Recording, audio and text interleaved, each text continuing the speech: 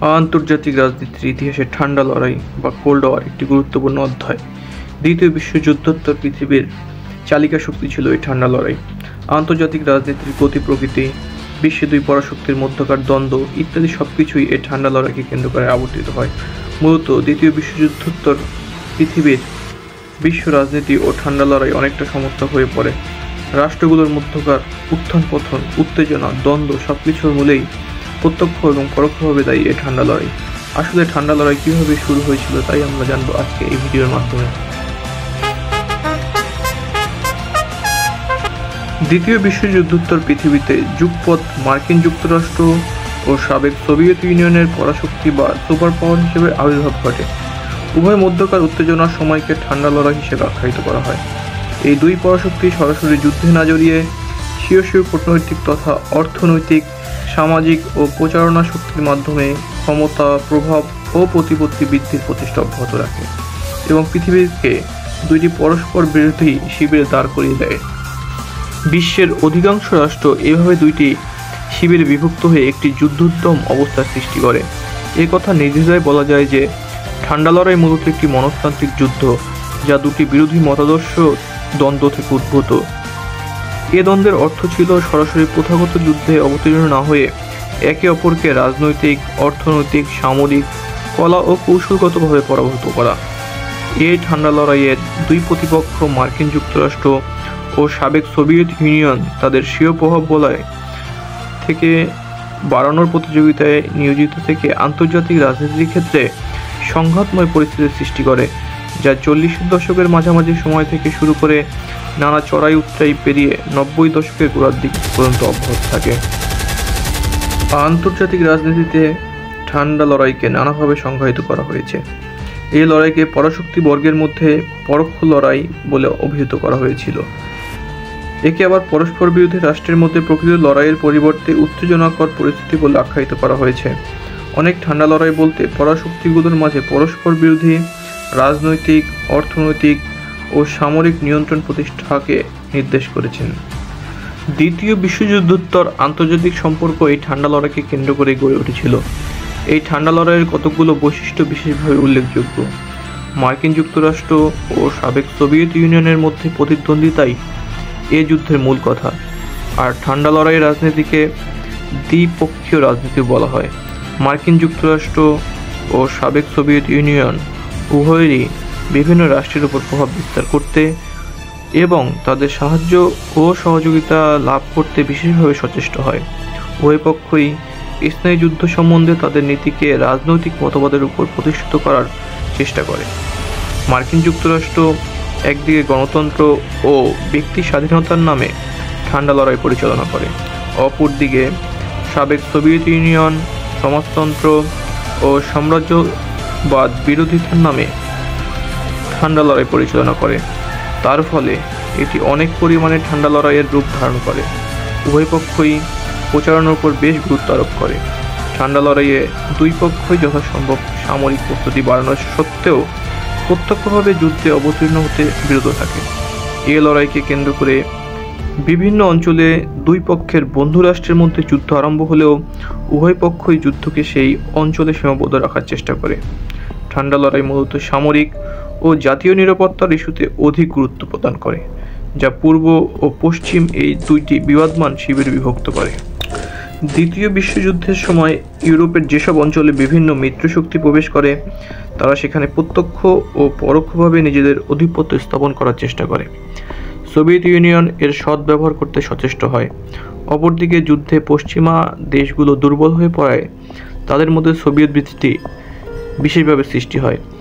এই পরিস্থিতিতে মার্কিন যুক্তরাষ্ট্র পশ্চিম ইউরোপের সাথে চুক্তি স্থাপন করে সোভিয়েত বিরোধী একজোট সৃষ্টি করে। আদর্শগত সংঘাত ও ঠান্ডা লড়াইয়ের জন্ম দেয়। আমেরিকা তথা পশ্চিমা বিশ্বের ধনবাদী আদর্শ ও সোভিয়েত ইউনিয়নের সমাজতান্ত্রিক আদর্শের দ্বন্দ্ব এক্ষেত্রে উল্লেখযোগ্য।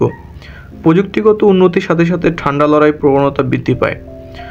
বৈজ্ঞানিক আবিষ্কারের ক্ষেত্রে এই প্রতিযোগিতা পরিলক্ষিত হয়। অস্ত্রসজ্জার ক্ষেত্রেও এটা দেখা যায়। পারস্পরিক সন্দেহ ও অবিশ্বাস এই মনস্তাত্ত্বিক কারণের জন্য ঠান্ডা লড়াইয়ের সৃষ্টি হয়। উদাহরণস্বরূপ বলা যায় যে আণবিক শক্তি নিয়ন্ত্রণে সোভিয়েত ইউনিয়ন ও ও আমেরিকার মনোভাব উভয়ের মধ্যে এক সন্দেহ সৃষ্টি করেছিল। তৃতীয় বিশ্বের স্বাধীন জাতিগুলো নিজেদের অর্থনৈতিক ও রাজনৈতিক নিরাপত্তার খাতিরে বৃহৎ শক্তিবর্গের ছত্রছায়ায় থাকতে চেয়েছিল। এই নেতৃত্ব লাভের জন্য আমেরিকা ও সোভিয়েত ইউনিয়নের মধ্যে প্রতিযোগিতা শুরু হয় এবং ঠান্ডা লড়াই দেখা দেয়। দ্বিতীয় বিশ্বযুদ্ধের পরবর্তী দুইটি পরাশক্তির মাঝে ঠান্ডা লড়াইয়ের উৎস অনুসন্ধান করতে গেলে প্রথমেই বলতে হয় যে দ্বিতীয় বিশ্বযুদ্ধে সনাতন বৃহৎ শক্তিগুলোর মধ্যে নাৎসি জার্মানি ও জাপানের পরাজয় এবং ব্রিটেন ও ফ্রান্সের প্রচুর ক্ষতি ও ধ্বংসসাধন আন্তর্জাতিক ক্ষেত্রে মার্কিন যুক্তরাষ্ট্র ও সাবেক সোভিয়েত ইউনিয়নকে পরাশক্তি হিসেবে আবির্ভূত হতে সাহায্য করে। সামরিকভাবে তাদের কোনো সরাসরি প্রতিদ্বন্দ্বী ছিল না, কিন্তু স্বার্থ ছিল বিশ্বব্যাপী। যদিও তারা দ্বিতীয় বিশ্বযুদ্ধে একত্রে যুদ্ধ করেছে, তবু তাদের মধ্যে প্রকৃত কোনো মিল বন্ধন ছিল না। উল্লেখ্য যে হিটলারের আক্রমণই তাদেরকে একটি অসাধারণ মৈত্রী বন্ধনে আবদ্ধ করেছিল, কিন্তু এ সময়ও তাদের মধ্যে পারস্পরিক অবিশ্বাস ও সন্দেহ পরিলক্ষিত হয়। তবে যুদ্ধ চলাকালীন এই সম্পর্ক ভেঙে যায়নি, কারণ অক্ষশক্তিসমূহের বিশেষত হিটলারের বিরুদ্ধে তাদের সাধারণ ভীতি ও তাদেরকে ঐক্যবদ্ধ করে রেখেছিল। হিটলারের পতনের সাথে সাথে তাদের মৈত্রী বন্ধনে ফাটল সৃষ্টি হয় এবং পারস্পরিক সন্দেহ ও অবিশ্বাস শেষ পর্যন্ত ঠান্ডা লড়াই পরিণত হয়। কেউ কেউ ঐতিহাসিকভাবে ঠান্ডা লড়াইয়ের কারণ অনুসন্ধান করেছেন।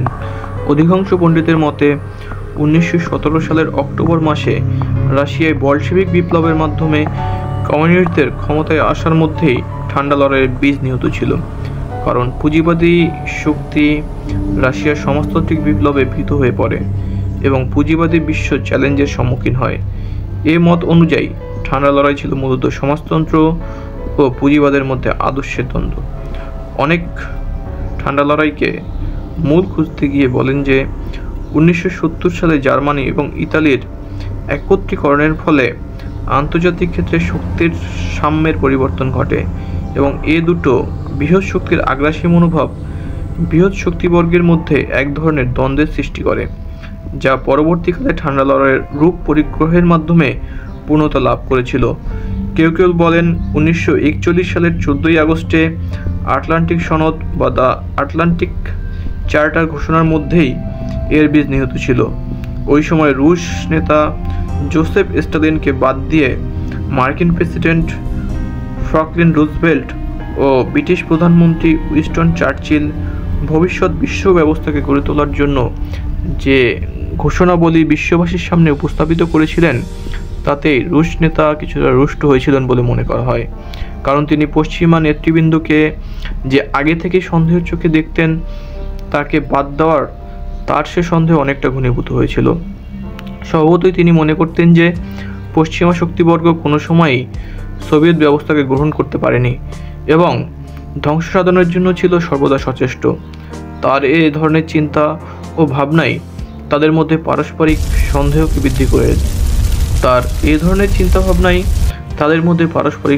বৃদ্ধি করে। যা পরবর্তীকালে ঠান্ডা লড়াইয়ের পথকে প্রশস্ত করে। আবার অনেকের মতে ঠান্ডা লড়াইয়ের প্রকৃত উদ্ভব দ্বিতীয় বিশ্বযুদ্ধের মধ্য দিয়ে সম্পন্ন হয়েছিল। 1941 সালে দ্বিতীয় বিশ্বযুদ্ধ চলাকালীন রাশিয়া কর্তৃক 3টি বাল্টিক রাষ্ট্র লিথুয়ানিয়া, লাটভিয়া এবং এস্তোনিয়ায় যে সমাজতান্ত্রিক সামরিক নিয়ন্ত্রণ প্রতিষ্ঠিত হয়েছিল এবং যুদ্ধ শেষে তার নিজস্ব প্রজাতন্ত্রে অধিভুক্ত করেছিল, তা থেকে পূর্ব এবং পশ্চিমা বিশ্বের মধ্যে বিরোধ গড়ে ওঠে। আর এ থেকে ঠান্ডা লড়াইয়ের সূচনা হয়েছিল। বিশেষ করে রাশিয়া এই 3টি প্রজাতন্ত্রকে নিজস্ব ভূখণ্ডের সাথে অধিভুক্ত করে সমাজতান্ত্রিক রাষ্ট্রীয় কাঠামো প্রতিষ্ঠিত করেছিল, যা মার্কিন যুক্তরাষ্ট্রের মধ্যে ক্ষোভের সঞ্চার করে।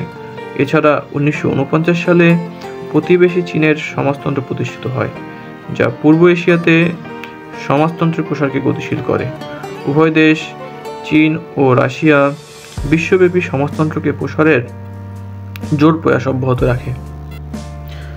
সোভিয়েত ইউনিয়ন মনে করত যে যুদ্ধোত্তর পৃথিবী মস্কোর নিয়ন্ত্রণে ক্ষমতা বৃদ্ধির এক অপূর্ব সুযোগ এনে দিয়েছে।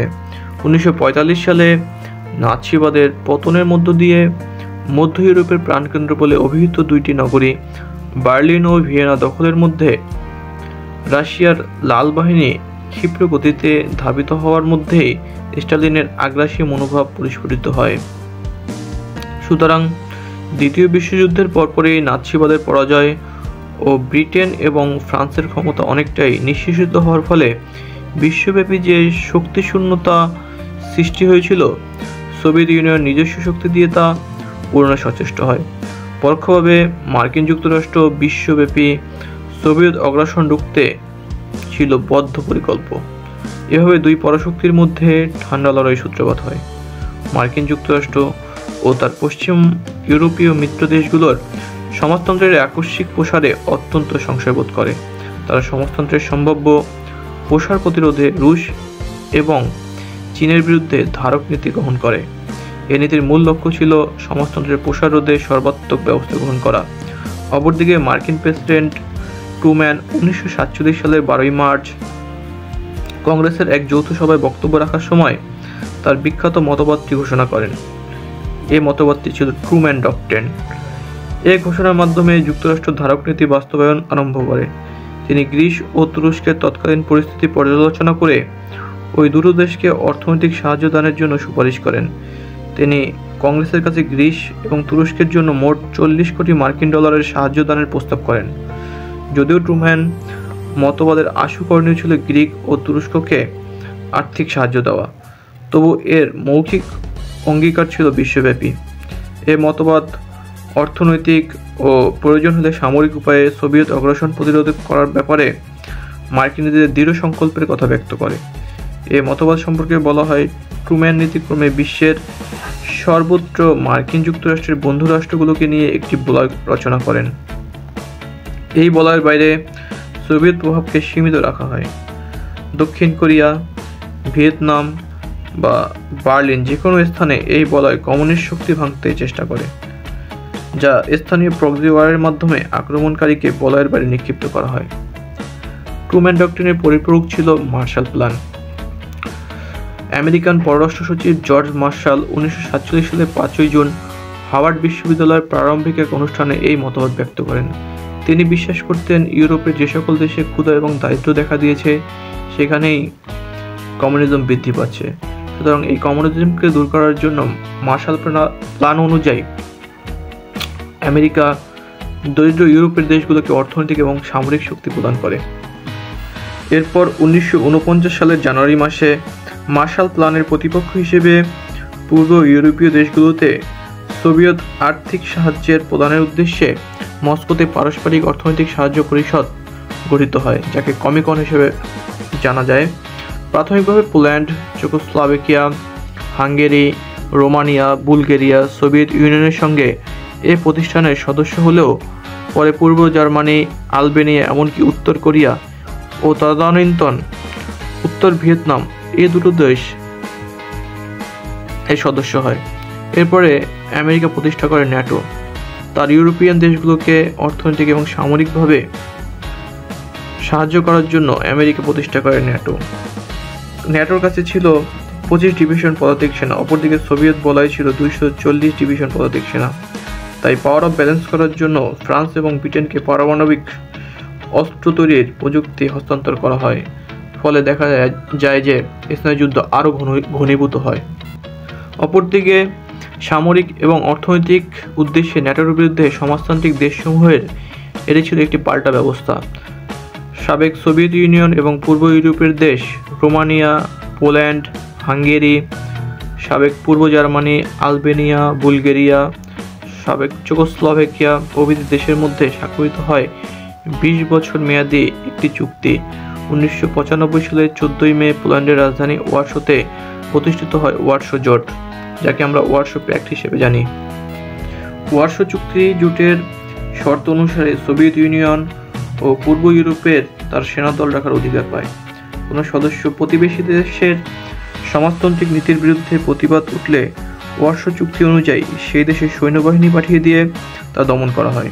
এভাবে 1953 সালে পূর্ব জার্মানি, 1956 সালে হাঙ্গেরি এবং 1968 সালে চেকোস্লোভাকিয়ায় সোভিয়েত মডেলের সমাজতন্ত্র থেকে বিচ্যুতির অভিযোগে লাল ফৌজের মাধ্যমে বিদ্রোহ দমন করা হয়েছিল। এভাবে ইউরোপের ঠান্ডা লড়াইয়ের ফলে দুই শক্তি শিবিরে বিভক্ত হয়। পুঁজিবাদ ও সমাজতন্ত্রের মাঝে এক ধরনের বিরোধ রেখা দেখা যায়। উভয় বিরোধী জোটের মধ্যে প্রবল উত্তেজনা বিরাজ করে। উভয় শক্তি জোটই পরস্পর শক্তি অবস্থান দৃঢ় করে। ক্রমান্বয়ে ইউরোপের বাইরেও সমগ্র বিশ্বজুড়ে পরস্পর বিরোধী রাজনৈতিক ও সামরিক প্রভাব বিস্তার অব্যাহত থাকে। বিশেষত তৃতীয় বিশ্বের নিরপেক্ষ দেশগুলোতে রাজনৈতিক প্রভাব ও জোটভুক্ত করার প্রয়াস ছিল লক্ষণীয়। এই আদর্শিক দ্বন্দ্বের মাঝে দেখা যায় কিউবা সংকট। দুই আদর্শ গণতন্ত্র এবং সমাজতন্ত্র দেখা যায় উত্তর কোরিয়া সমাজতন্ত্রকে সমর্থন করে এবং দক্ষিণ কোরিয়া গণতন্ত্রকে সমর্থন করে। ফলে দুই দেশকে দুইটি পরাশক্তি সমর্থন করে এবং একে অপরের সাথে যুদ্ধ বেজে যায়। অবশেষে 38 ডিগ্রি অক্ষরেখা বরাবর উত্তর কোরিয়া এবং দক্ষিণ কোরিয়াকে বিভক্ত করা হয়। এর পরবর্তী সময়ে দেখা যায় কিউবা সংকট। কিউবাকে সমর্থন করে সোভিয়েত ইউনিয়ন এবং সেই রাষ্ট্রকে সামরিকভাবে সমর্থনের জন্য ওই দেশে পারমাণবিক বোমা স্থাপন করা হয়।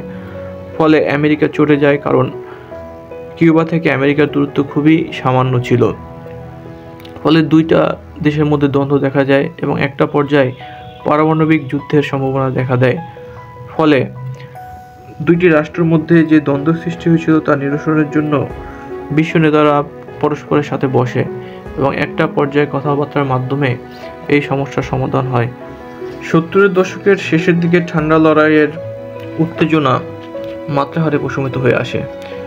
যদিও 70 দশকে ভিয়েতনাম যুদ্ধ, মধ্যপ্রাচ্য সংকট, সোভিয়েত ইউনিয়ন কর্তৃক চেকোস্লোভাকিয়ায় সামরিক অভিযান প্রভৃতি বিষয় কিছুটা বিপত্তির সৃষ্টি করেছিল। 1967 সালে মার্কিন যুক্তরাষ্ট্র ও সোভিয়েত ইউনিয়ন শান্তিপূর্ণভাবে মহাকাশ ব্যবহার সংক্রান্ত এক চুক্তি স্বাক্ষর করে।